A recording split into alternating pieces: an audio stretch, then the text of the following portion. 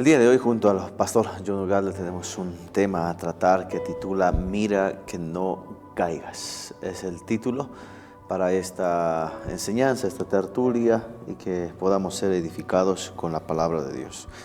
Este término me hace acuerdo a un versículo de advertencia a la iglesia, al pueblo, a muchos de nosotros en nuestra carrera de la fe.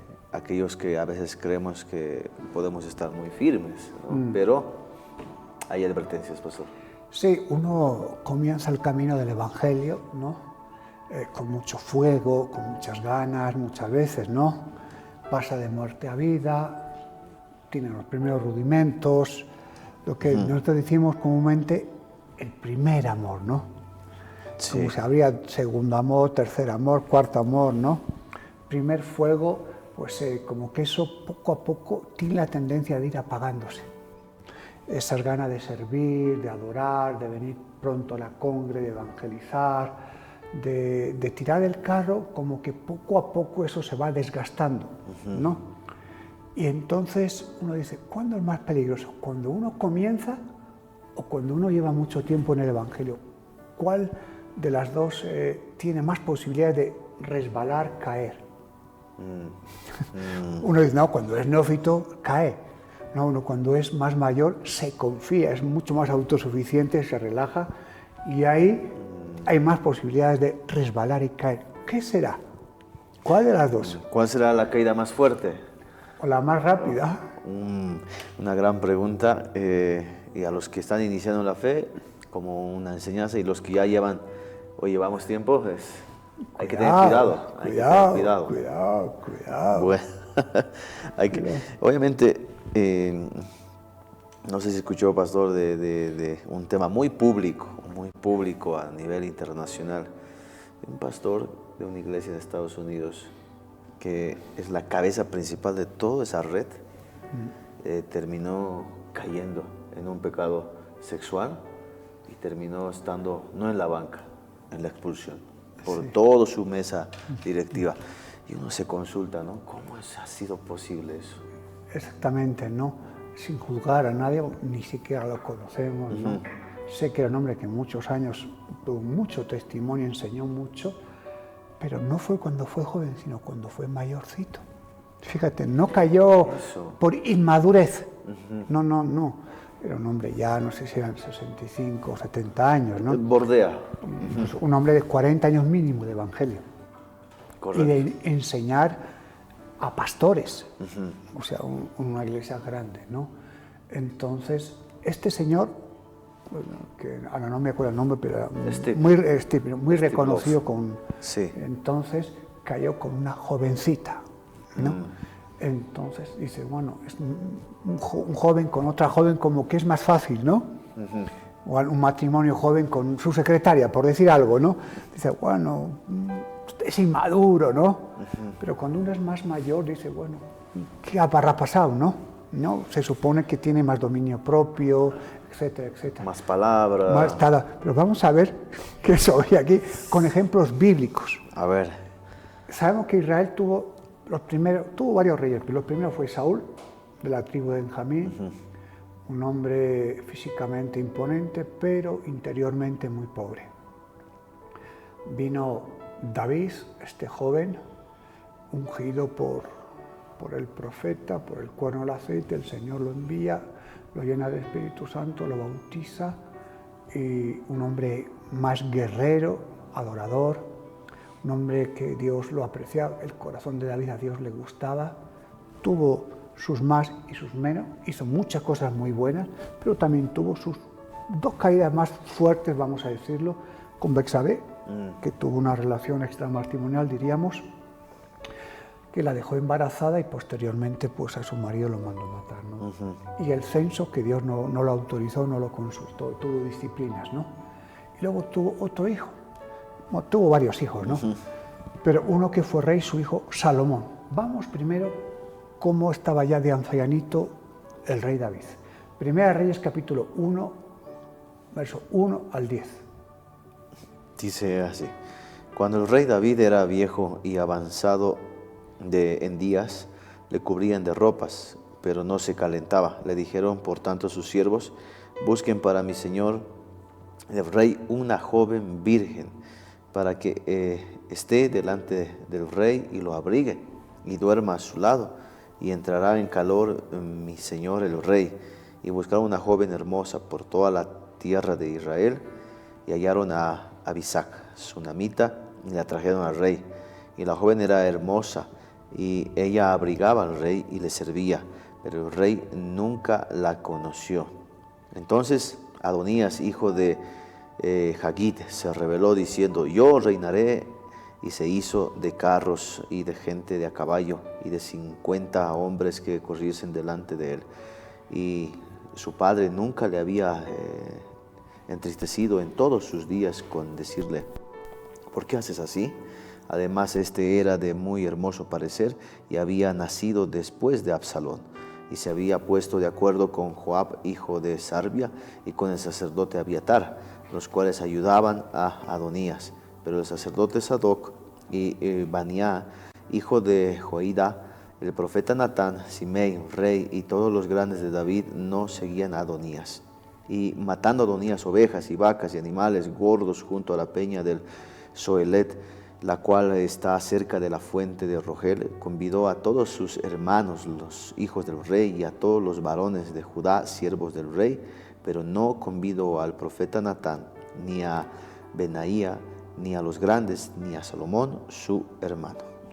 Vemos aquí que el rey David ya era muy viejito, ancianito. Dice que estaba en la cama y le echaban mantas, frazadas y no se calentaba. Así es. ¿No? Entonces deciden traer a una virgen bien bella, y la encuentran y la llevan ahí para que le dé el calor, no que no le daban el calor humano. Siempre es mucho mejor que el calor sin vida, ¿no? De una frazada, el calor humano, ¿no? Porque una frazada te calienta, pero el calor humano es mucho más. No es solo el calor físico, sino es el calor emocional, es la compañía, ¿no? Es el servicio, es el cariño, es el amor, ¿no? Entonces traen a esta jovencita para que la pueda servir y entre en calor, ¿no? Dice que David no la tocó, no tuvo relaciones con ella, que era meramente para una compañía, un servicio al rey en sus últimos días, ¿no?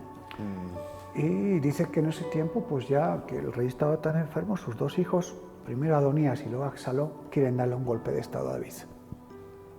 Siempre tuvo estos problemas con los hijos, ¿no? David tuvo muchos problemas con sus hijos, ¿no? David era un hombre guerrero, un hombre que entraba en la presencia de Dios, que escribía unos 75 salmos, pero tenía una gran debilidad como padre.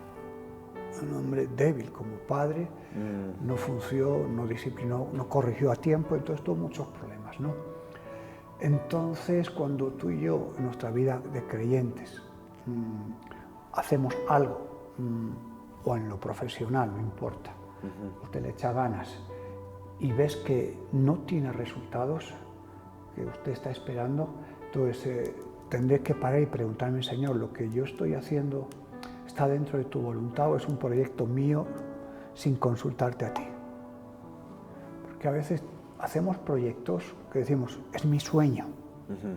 Y sí, los sueños son buenos, no digo que sean malos, pero ni todos los sueños nuestros se van a realizar, ni todos los sueños nuestros son la voluntad de Dios, y muchos sueños incluso se quedarán por el camino, ¿no? Entonces nos damos cuenta que, por ejemplo, el gran sueño de David, ¿cuál era? Hacer un templo a Dios. Un templo al Señor. Y incluso Natán le dijo: haz como tú quieras, el profeta. Y al día siguiente el Señor le tira las orejas a Natán: no, dile a David que él no va a hacer el templo, que lo va a hacer su hijo, ¿no?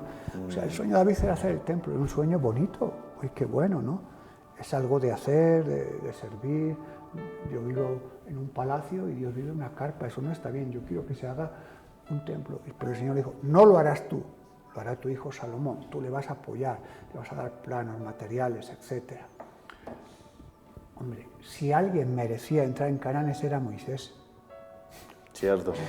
Moisés sube al monte, al monte sí, sube al monte, que ya está los campos de Moab, ahí está Canaán.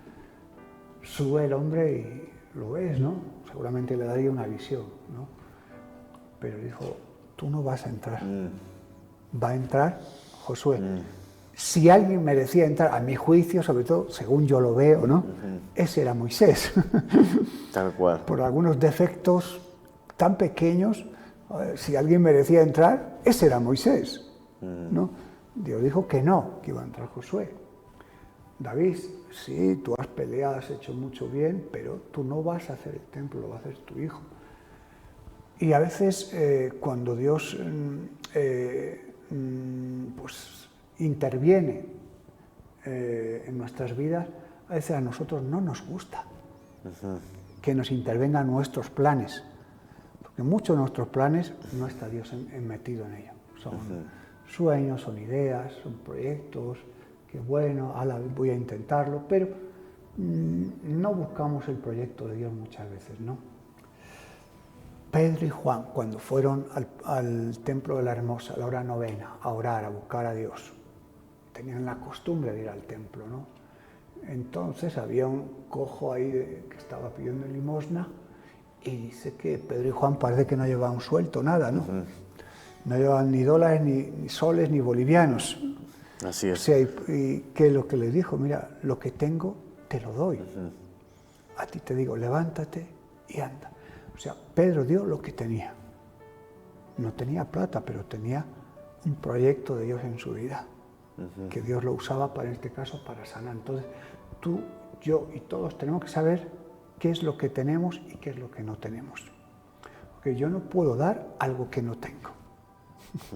O sea, yo no te puedo dar algo que yo no tengo para darte. Y no puedo aparentar algo que no tengo.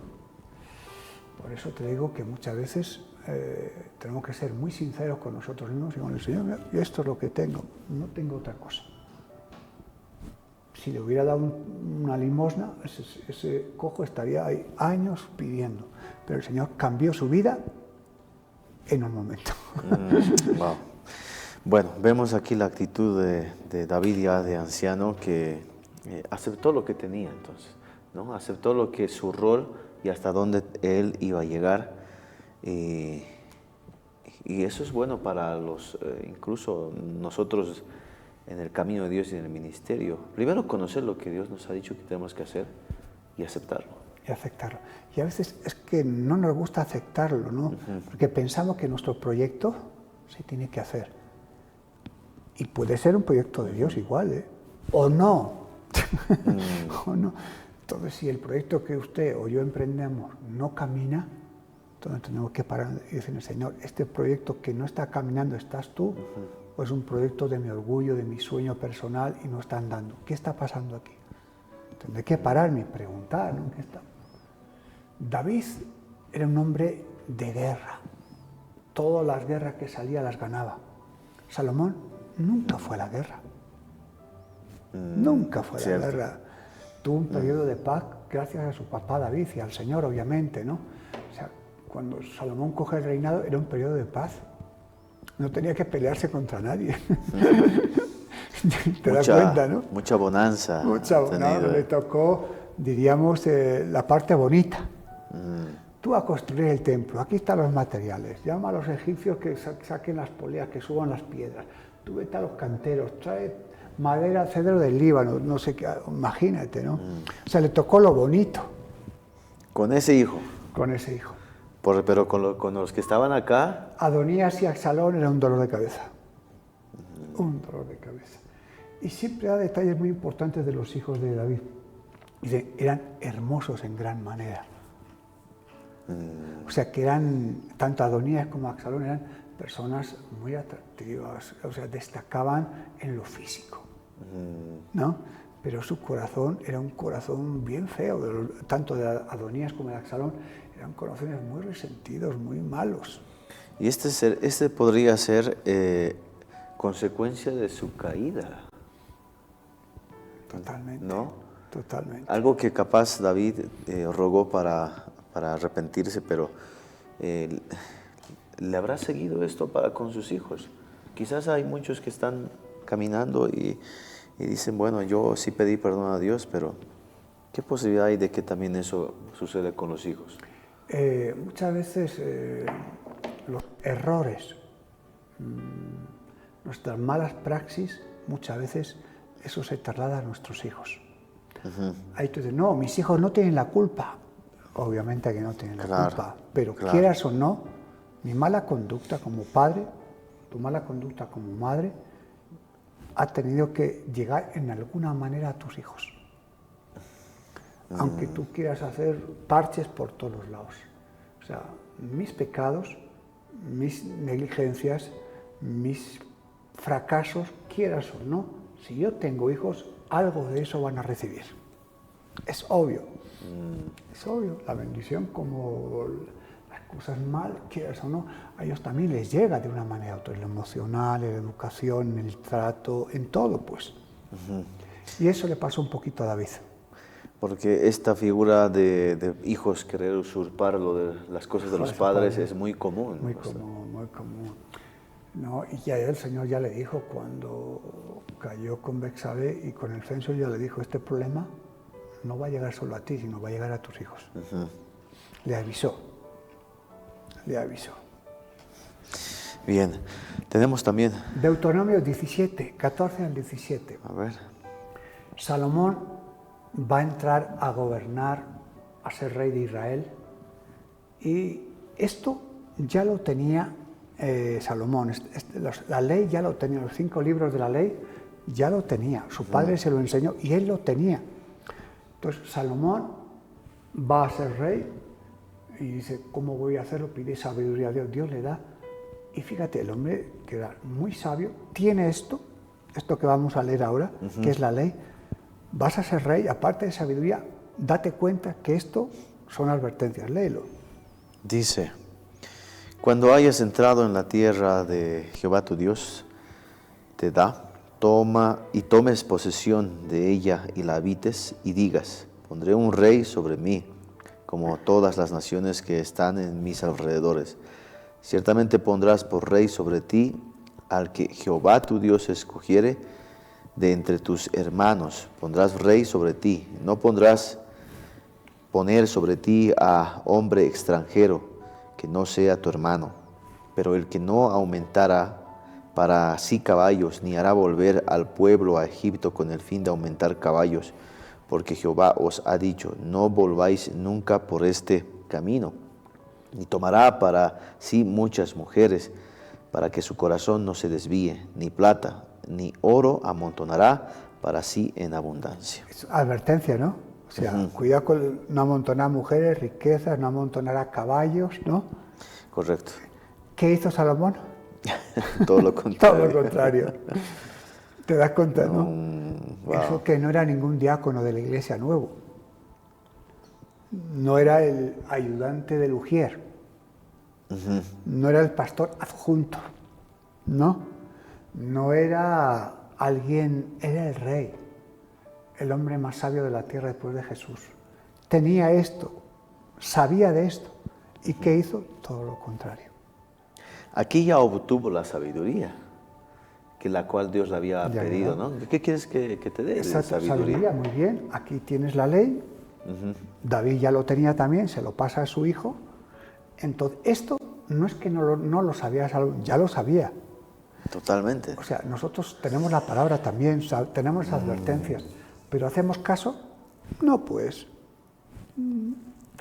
Incluso, pastor, pregunto, podemos decir incluso teniendo la sabiduría que muchas veces le pedimos a Dios, y algunos podemos llegar a decir, no, el Señor le has concedido a Salomón sabiduría, entonces yo también deseo esa sabiduría, e incluso teniendo aquello, tropezamos.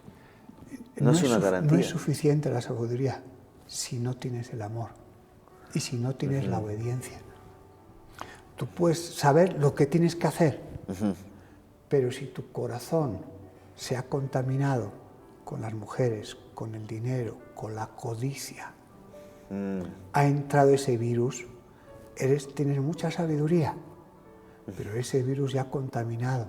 Si el amor no está por encima de la sabiduría, puedes ser muy sabio, pero si eres un sabio egoísta, pues es sabio para el egoísmo. Pero si está el amor por encima, el agradar a Dios, el obedecer a Dios, esta sabiduría con el amor, una maravilla.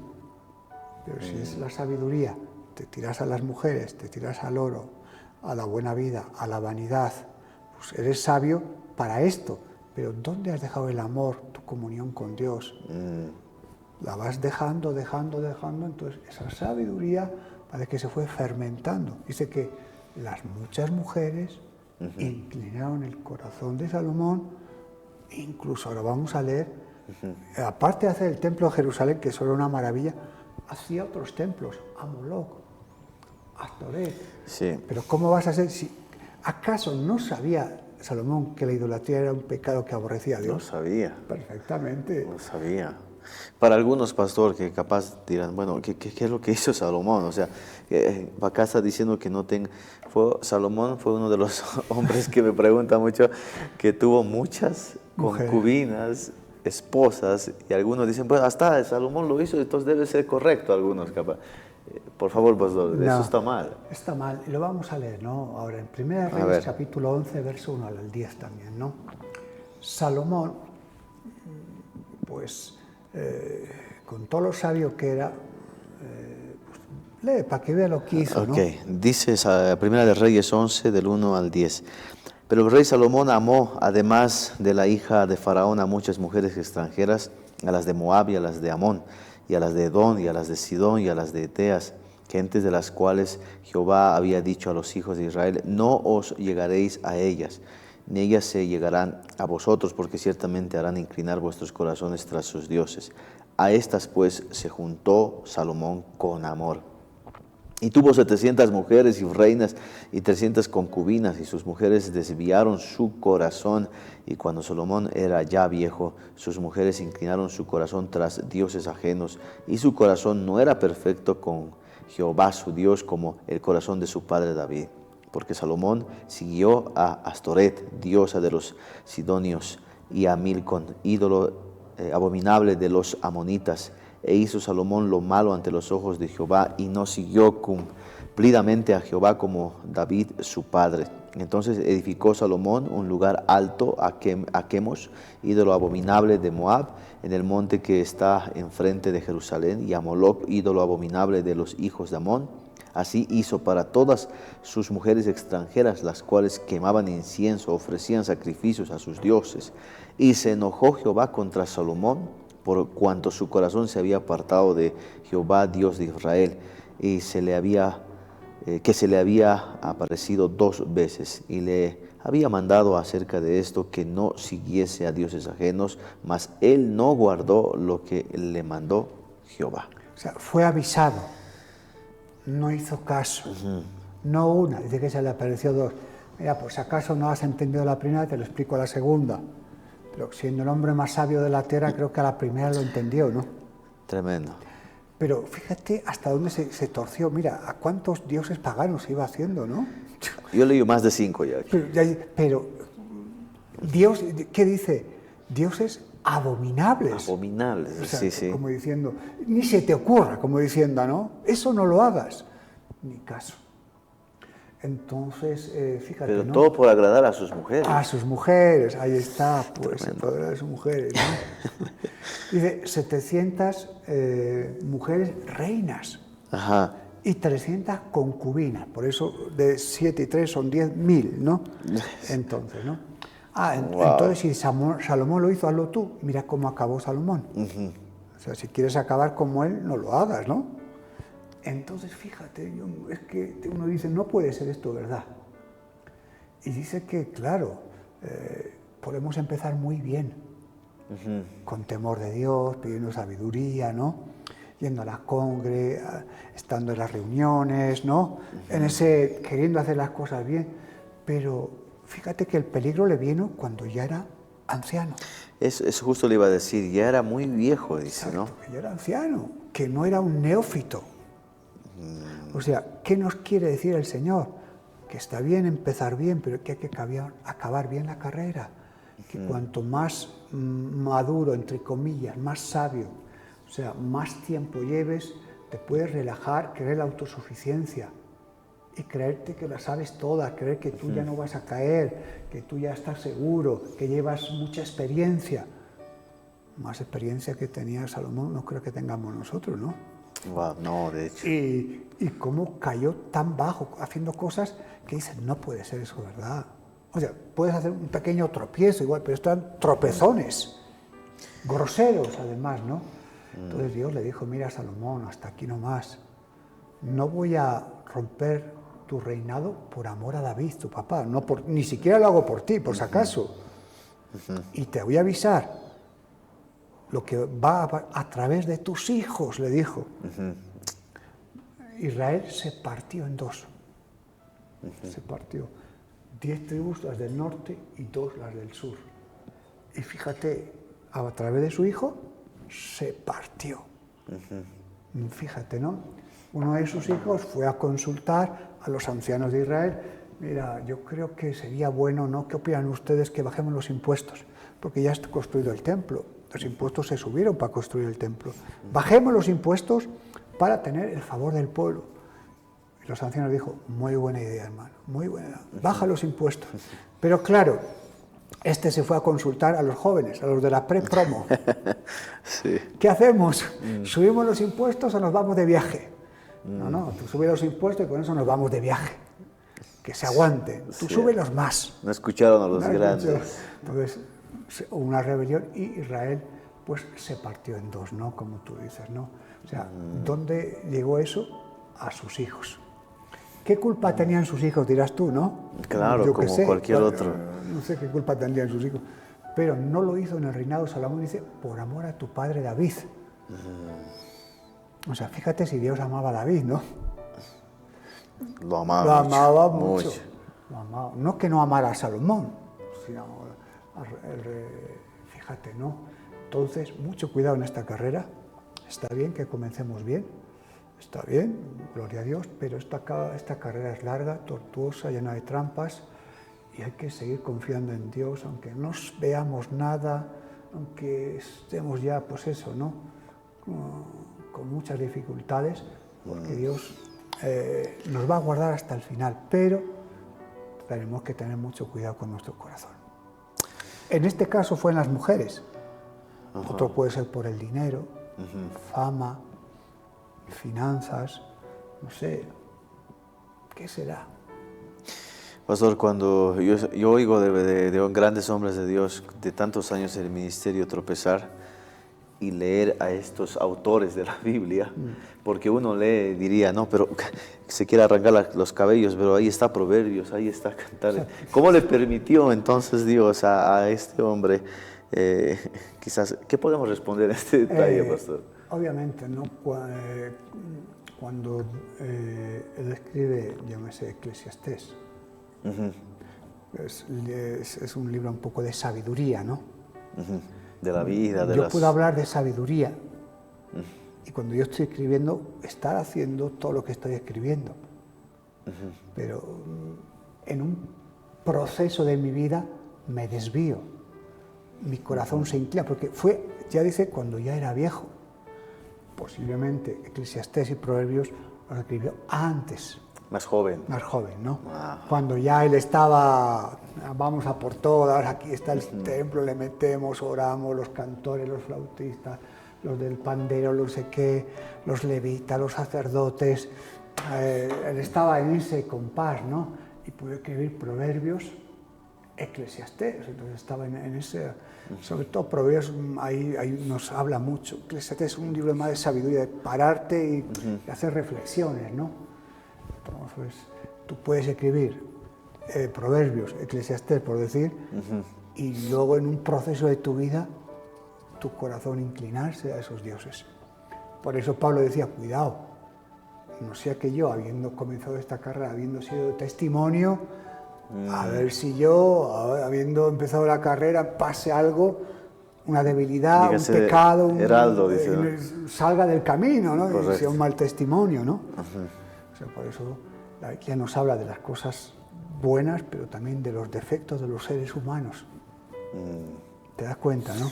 Que podía haberlos omitido. Claro, para que Dios para diga. Decir, bueno, ¿para qué vamos a decir esas cosas, no? Pero eso es lo bueno de la Biblia, Dios no omite los pecados. Es que el ser humano, por muy sabio que sea, Por muy cristiano que sea, muy creyente, muy pastor, profeta, apóstol que sea, como no vigile su corazón, esté en el primer contacto con Dios, primer amor, esté en ese querer obedecerle, amarle y renunciando al mundo, al pecado y a su corazón egoísta, en 10 minutos te puedes deslizar. Por eso Pablo le dice a Timoteo, ten cuidado de ti mismo, de la doctrina. Cuidado porque no sea que luego la podamos fregar, todo lo que dices se venga abajo. En muchos casos solo sabemos cómo Dios tratará a aquellos que en alguna medida se han caído, quizás en los años, pero ¿cómo acabó Salomón? ¿No? Algunos preguntarán, ¿fue salvo? Eso no lo sabemos, posiblemente sí, yo tengo esa confianza de que hubiera sido, ¿no? Porque si no, no estaría escrito los sí, libros. Sí, no estaría escrito, exactamente, ¿no? Seguramente, pues, no sé, los momentos más complicados, posiblemente se daría cuenta de su error tan garrafal, ¿no? Es que fue una cadena de errores, no fue un error, fue una cadena de errores, que una cadena de pecados, diríamos, ¿no?